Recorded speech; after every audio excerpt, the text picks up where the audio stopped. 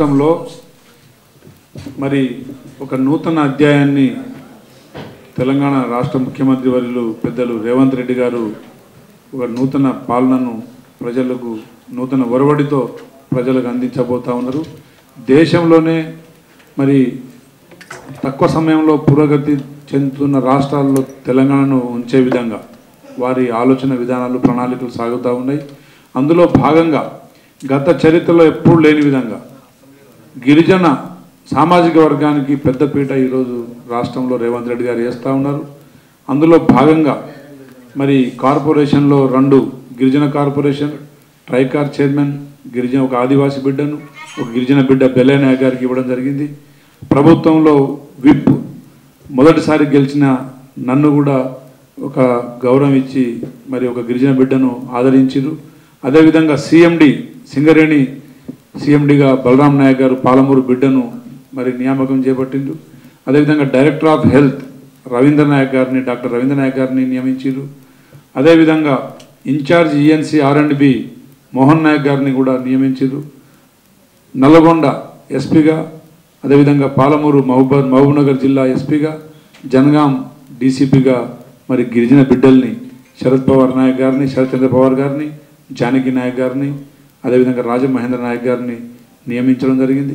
తెలంగాణలో గత ప్రభుత్వంలో డైరెక్టర్ ఆఫ్ హెల్త్ ఎవరంటే శ్రీనివాసరావు, ఈఎన్సీ ఎవరంటే ఇంకో ప్రభాకర్ రావు, అదేవిధంగా CMD electricity department Prabhakar Rao, ఇంకో భాస్కర్ రావు, హరీష్ రావు, కేటీ రామారావు, కవితారావు, రావులే తప్ప దయాకర్ రావు గారు ఇలాంటి వాళ్ళే తప్ప ఏనాడు గిరిజనుని పట్టించుకున్న దాఖలాలు ఎక్కడ లేదు.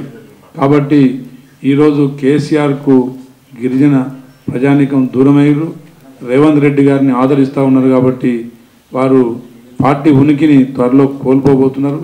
నాకు తెలిసి ఆ కుటుంబ సభ్యులు మాత్రమే రేపు టీఆర్ఎస్లో మిగులుతారో లేదా బీజేపీలో దూకుతారో కానీ హుసేన్ సాగర్లో దూకుతారో బీజేపీలో దూకుతారో తెలియదు. కానీ కేసీఆర్ రాజకీయ పతనం ప్రారంభమైంది.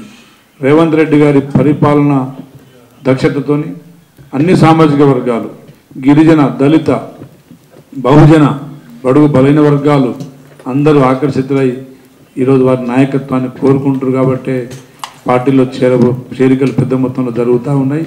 భవిష్యత్తులో మీరు గతంలో మేము 10 సంవత్సరాలు ప్రతిపక్షంలో ఉన్నా కానీ మమ్మల్ని నమ్ముకున్న నాయకుడు ఎవరు పార్టీని విడలే.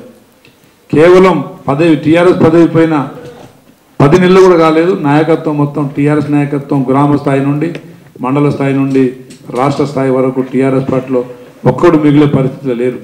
ఎందుకంటే అంతటి నియంత పాలన అంతటి నిరంకుశ పాలన తెలంగాణలో మన తెలంగాణ ప్రజానికం స్వాగతించలేదు. కాబట్టి ఇప్పటికైనా కేసీఆర్ కుటుంబం కళ్ళు తెరవాలని చెప్పేసి కోరుకుంటాము. థ్యాంక్ యూ అన్న. పార్టీ నిర్ణయాలు అన్ని సామాజిక వర్గాలని సంతృప్తి పరిచే విధంగా ఉంటుంది. సీనియారిటీకి వాల్యూస్ ఉంటాయి, అనుభవాన్ని కూడా పరిగణలో తీసుకుంటారు. పీసీసీ రేస్లో కూడా ఒక గిరిజనుడిని ఇవ్వాలనే ఆలోచన కూడా సాగుతూ ఉంది.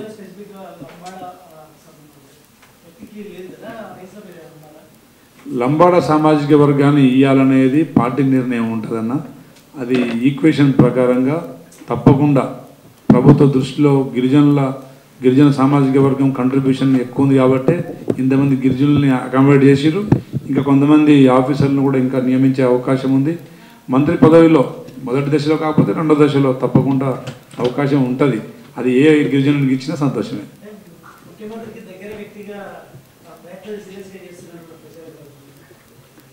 అదే అనుభవాన్ని కూడా పరిగణలో తీసుకోవాలి. నాకైతే మంచి స్థానమే కల్పించారు, మంచి గౌరవాన్ని నాకు మరి వాళ్ళు ప్రసాదించారు. సంతృప్తికరంగా మేము ఉన్నాం. పార్టీ కోసం కష్టపడడానికి సిద్ధంగా ఉన్నాం. పార్టీ మా కష్టాన్ని గుర్తించిన రోజు అందరం తప్పకుండా దాన్ని స్వాగతించాలి. ఉన్నది నలుగురమే.